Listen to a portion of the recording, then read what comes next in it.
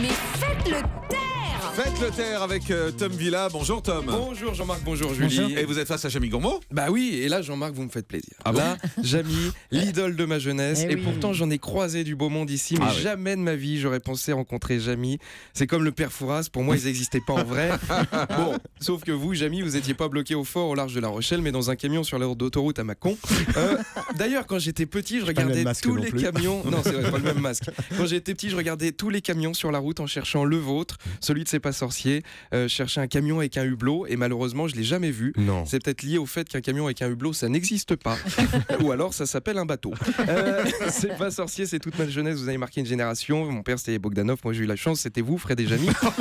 Non, mais c'est vrai. Raison. On peut le dire. Alors, sur la science à la télé, il y a toujours une petite rivalité avec Mac Lesguy aussi, l'animateur de Égal M6. Oui, Alors, c'est un c'est- ami. Hein. C'est vrai? Oui, Alors c'est tout pas à parce fait. que vous êtes en face de moi, mais moi je préfère C'est pas sorcier. Voilà. Par contre, on va pas se mentir, sur les lunettes pourries, c'est quand même lui qui gagne et loin devant.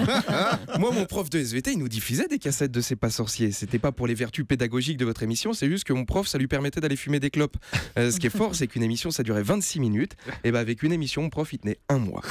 Alors c'est pas de votre faute, Jamy, vous expliquiez très bien. C'est juste qu'on mettait beaucoup de temps à comprendre dans notre classe. Alors votre marque de fabrique à l'époque, c'était les reconstitutions miniatures, les maquettes, du carton, des billes, du papier mâché. Juste une petite tendance à recycler les maquettes, des fois. Si, il n'y a rien de perdu dans C'est pas sorcier. Si je me souviens, vous aviez fait une maquette d'une coupe transversale d'un sein de femme et 2 semaines après, vous nous ressortez la même maquette pour un volcan.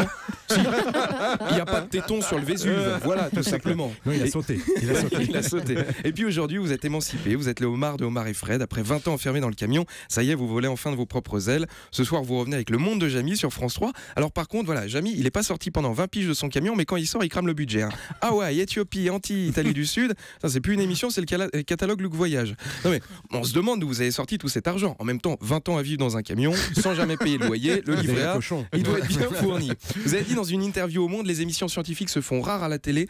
Beaucoup jugent que c'est trop compliqué, mais il faut considérer que la science fait partie de la culture générale, Oui. comme la peinture, la littérature et la photographie. Alors je vous rassure, il n'y a pas beaucoup d'émissions sur la peinture et la photo à la télé non plus. Hein. Et sur les bouquins, il y en a, mais c'est à 2h du matin, donc à moins d'être insomniaque ou veilleur de nuit, c'est une galère. En tout cas, vous, c'est la science, et merci beaucoup de nous l'expliquer si bien. Bonne Merci journée. Tom Villa. Merci Vous pouvez d'en aller voir parler sur scène ainsi. tous les jeudis et vendredis au Paname Art Café à Paris.